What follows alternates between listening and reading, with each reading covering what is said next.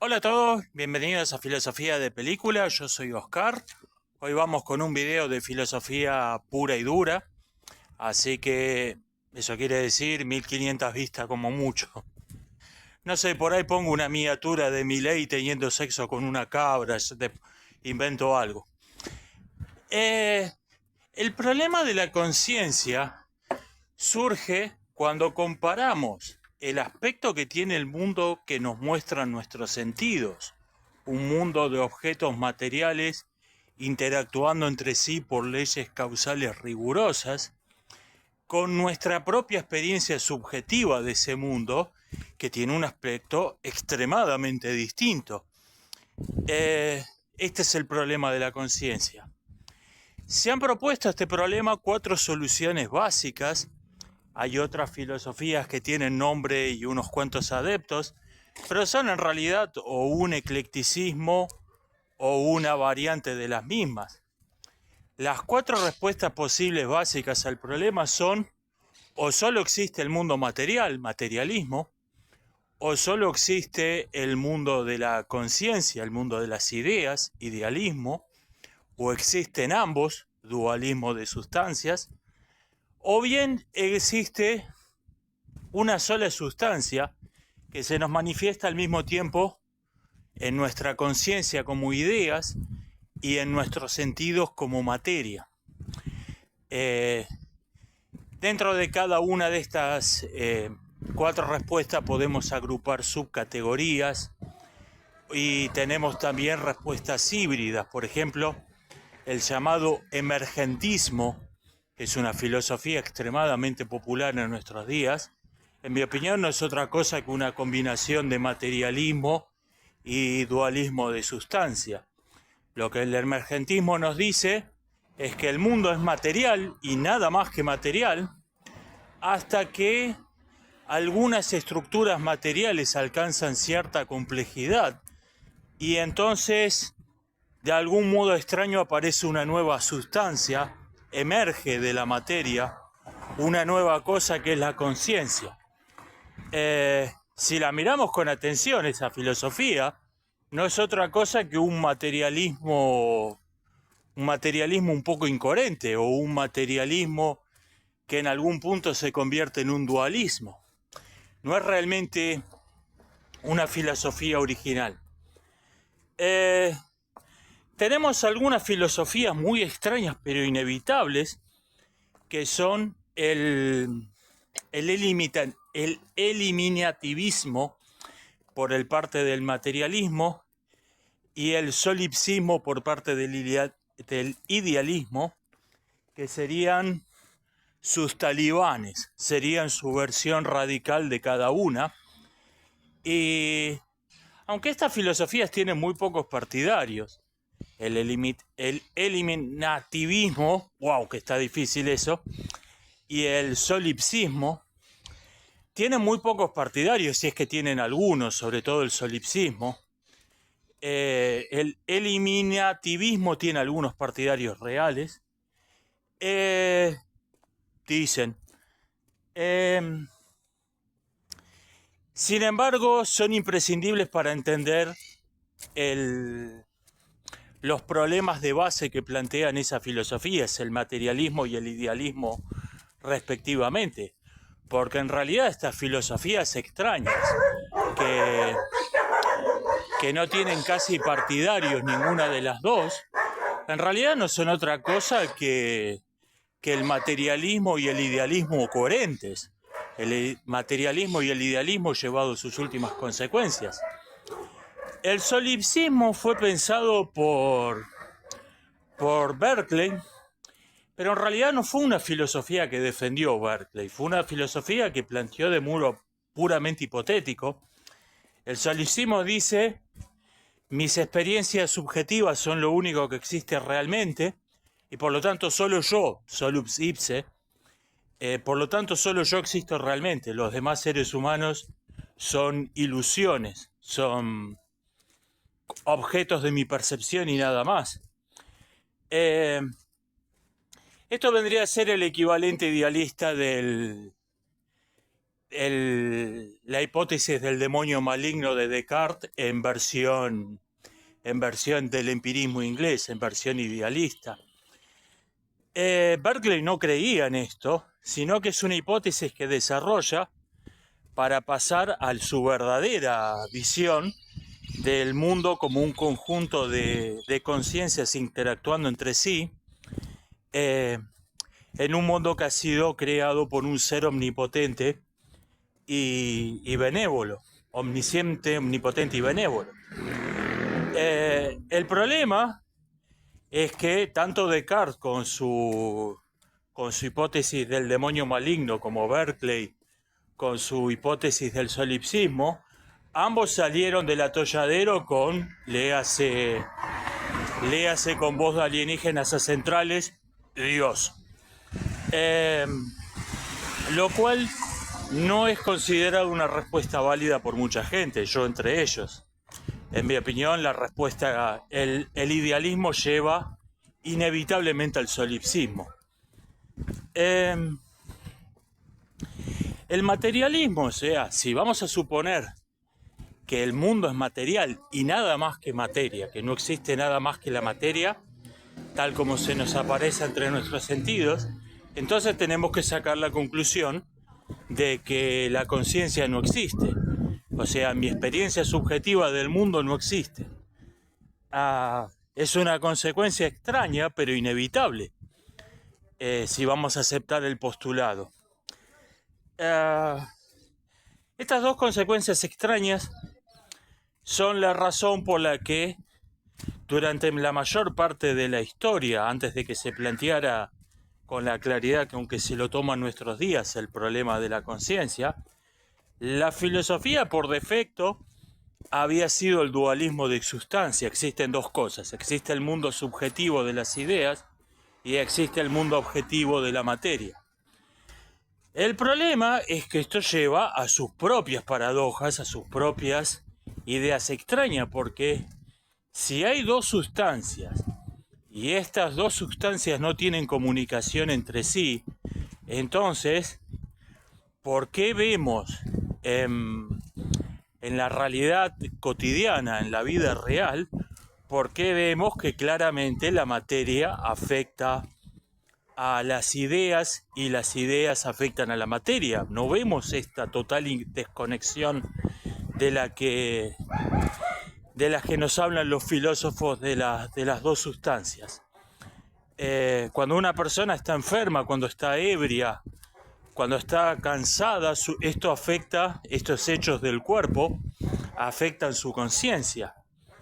Ni hablemos de algunas situaciones atípicas que nos llevan a pensar si la conciencia es realmente una, incluso en la misma persona.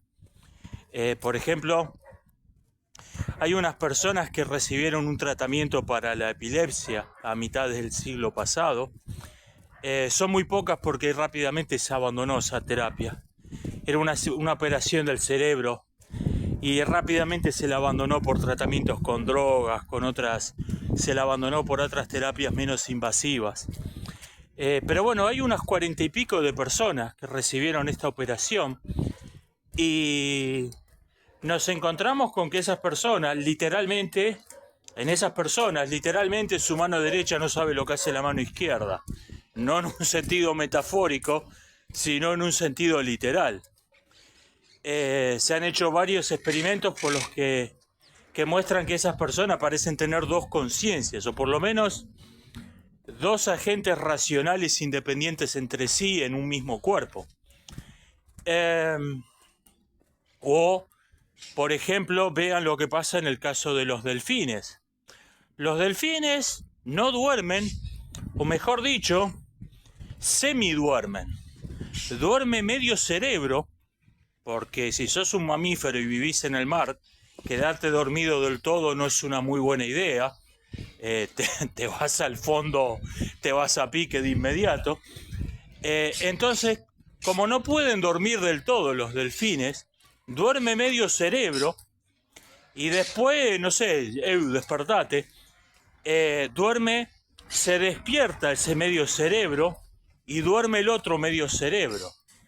Entonces tenemos un mismo animal, con una inteligencia, por cierto, no muy inferior a la del humano, en algún aspecto quizás hasta superior. Tenemos un animal con una gran inteligencia, que en un momento está despierto, pero tiene medio cerebro apagado, medio cerebro inactivo, y después ese medio cerebro está activo y la otra mitad está inactiva. ¿Hasta qué punto podemos decir que es el mismo?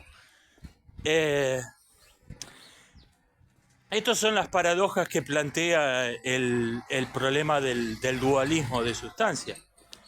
Hay una cuarta opción, muy minoritaria, y en mi opinión injustamente despreciada, que es el llamado panpsiquismo. El panpsiquismo es el otro monismo. El materialismo es un monismo, el idealismo, o sea, solo existe la materia. El idealismo es un monismo, solo existe el mundo de las ideas. Tenemos el dualismo de sustancia con todos los problemas que te trae. Y después tenemos este otro monismo que nos dice que hay una sola sustancia, pero esta sustancia tiene dos aspectos completamente distintos, la conciencia y la materia. Los dos son en realidad dos aspectos de la misma cosa.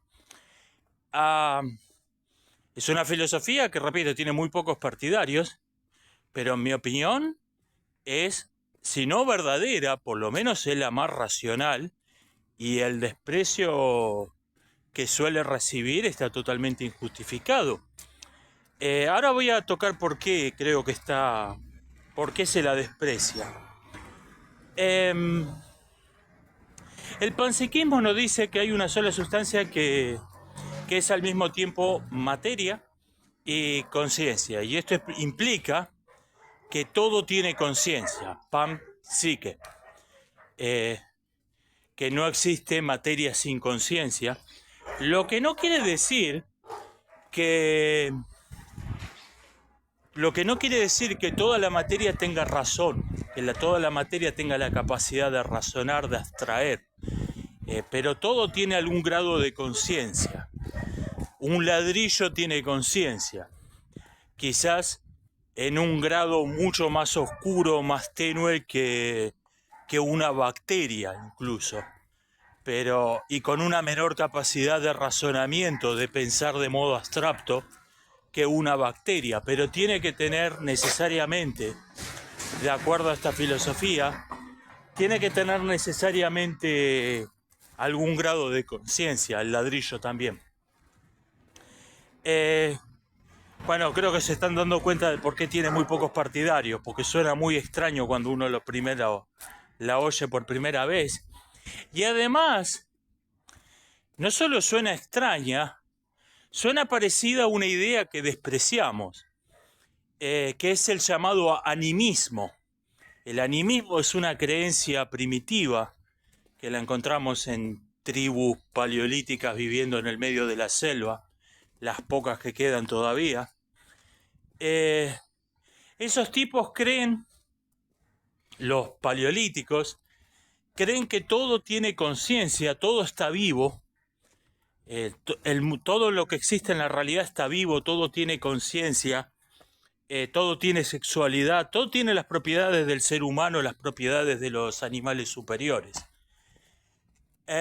El panpsiquismo suena superficialmente parecido a eso, y por eso creo que comprensiblemente se lo ha despreciado, se lo ha considerado una completa locura.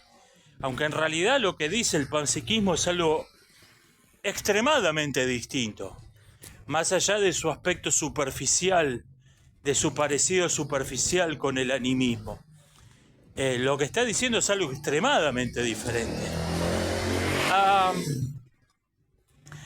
¿Por qué creo que esta filosofía es la que mejor responde al problema de la conciencia? Porque es la única que no nos complica la vida innecesariamente. Como decía el Guille Occam, si todas las hipótesis son iguales en todo lo demás, elegí la que menos te complique la vida, no sea pelotudo. No me acuerdo si es una cita textual. Y bueno, si vamos a aplicar ese criterio, tenemos que aceptar, en el caso del problema de la conciencia, tenemos que aceptar como la mejor hipótesis del que disponemos que el panpsiquismo es correcto, que el panpsiquismo es verdadero, porque responde a todas las mismas cuestiones que el materialismo, que el idealismo, que el dualismo de sustancias, y no tiene ninguno de sus inconvenientes, no tiene ninguno de sus problemas.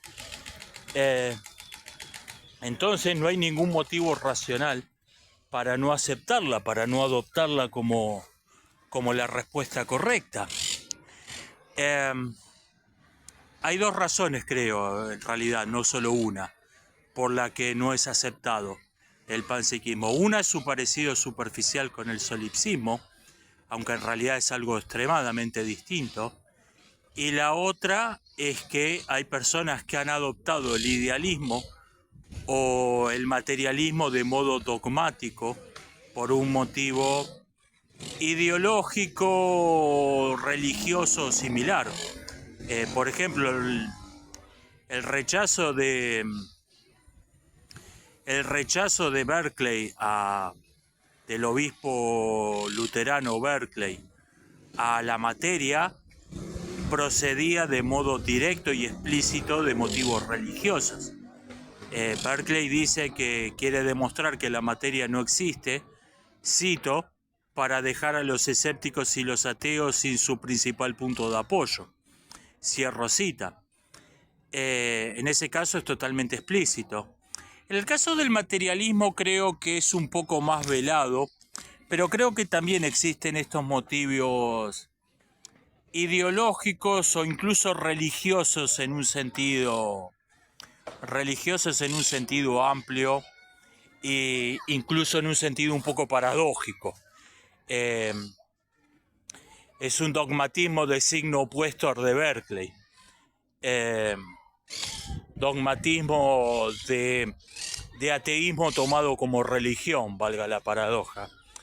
Pero también creo que el principal inconveniente es que se parece mucho al animismo. Y esto es lo primero que piensa cualquier persona culta cuando lo oye. Esto es lo que creen las tribus del Amazonas. No es lo mismo. Imaginen esto. Hagamos este experimento mental. Imaginen que viajan a un país comunista, pero hardcore, pero en versión hardcore. En este país toda forma de comercio está prohibida. Y para asegurarse de que nadie comercie con nadie, han implementado este sistema. Cuando vos llegás al país, te cambian la moneda de tu país, de la que traigas, por una moneda local, pero te avisan que esa moneda local solo te sirve a vos. Y solo te sirve para comerciar con algunos puestos estatales establecidos para esto. No podés comerciar con otras personas en ese país. Para asegurarse de que no hagas esto, de que no comercies con otras personas, las otras personas tienen cada una sus propios billetes, que son completamente distintos de los que te dieron a vos. O sea, vos tenés como prócer en el billete, tenés al ratón Mickey, y otro tiene de prócer a Osama Bin Laden. O sea, si vas a hacer millones de billetes distintos, se te empiezan a acabar los próceres enseguida.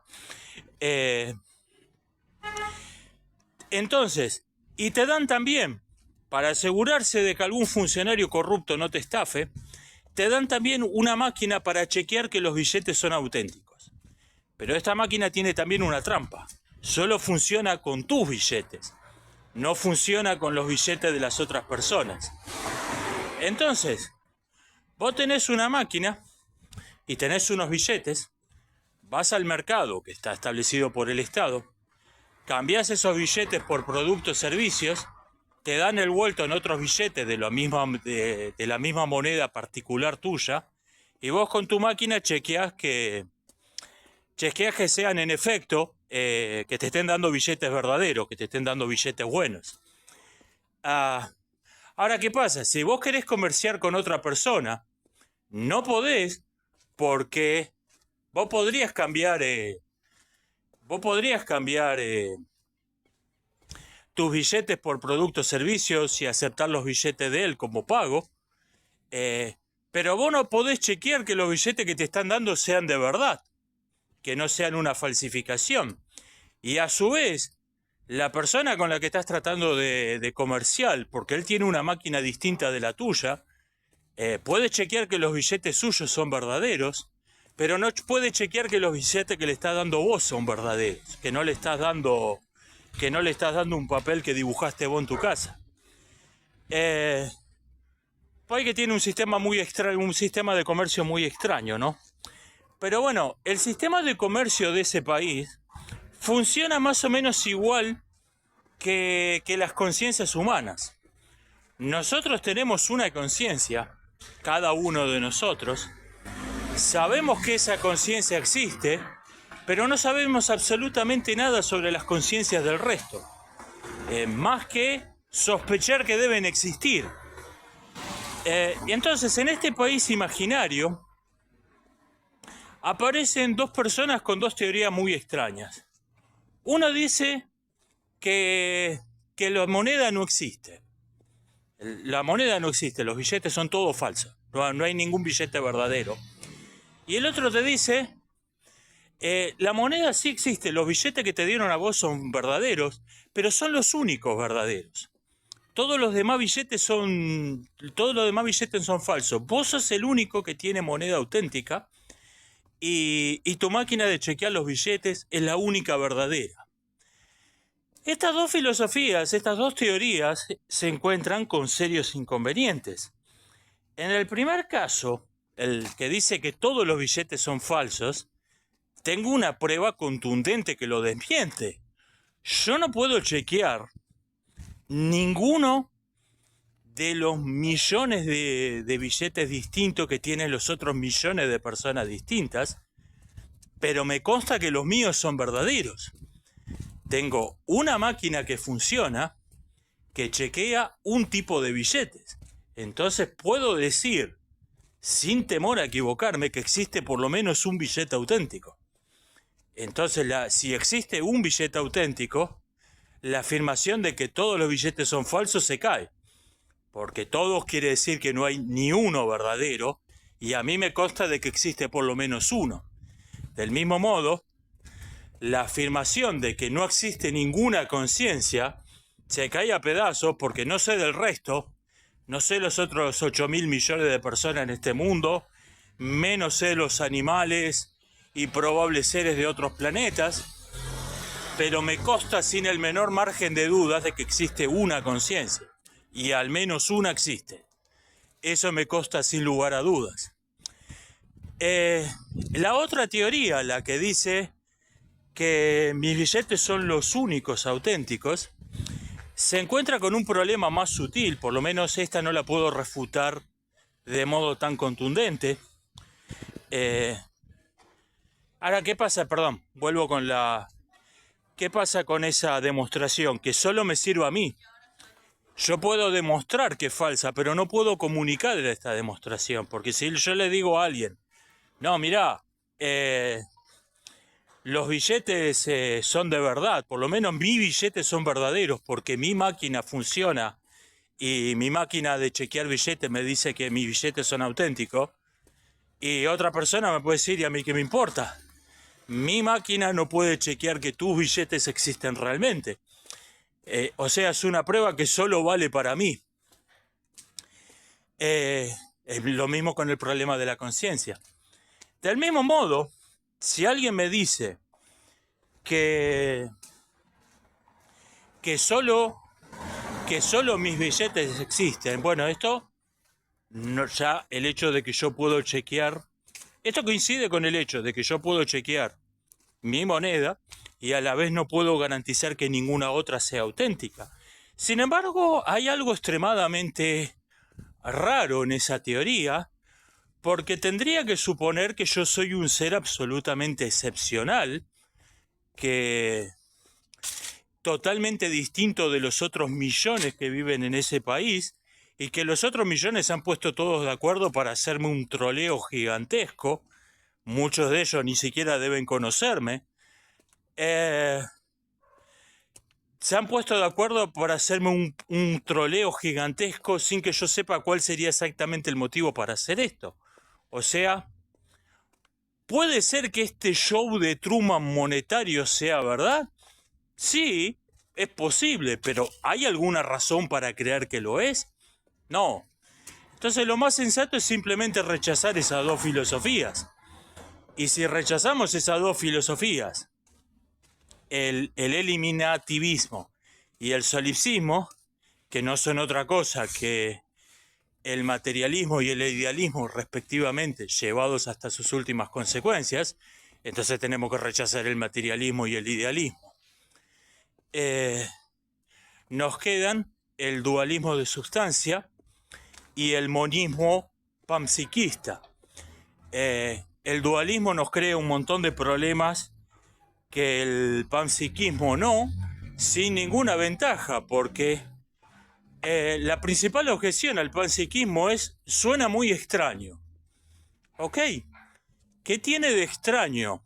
¿Sabemos algo de la conciencia? ¿Sabemos qué es? ¿Sabemos por qué existe? ¿Sabemos de qué está hecha? Entonces, el panpsiquismo que dice que la conciencia es algo universal, que todas las cosas tienen conciencia, lo único que nos está diciendo es que una cosa, un aspecto de la realidad del que no sabemos nada, tiene una propiedad X. Entonces, ¿qué motivo hay realmente para rechazar que tenga esa propiedad? No, esto es incompatible con todo lo que sabemos de la conciencia. No sabemos un carajo de la conciencia. ¿Qué motivo real hay para rechazarlo? Esto es mi opinión sobre el tema. Repito, mi conclusión es que no estoy afirmando 100% precisamente porque no sabemos nada de la conciencia. No estoy afirmando que el panpsiquismo sea verdadero. Digo que me parece la respuesta, la hipótesis más racional. Y en nuestro estado actual de conocimientos, tendría que ser la hipótesis más probable, usando este término en un sentido amplio. Espero que les haya resultado interesante. Nos estamos viendo hasta la próxima.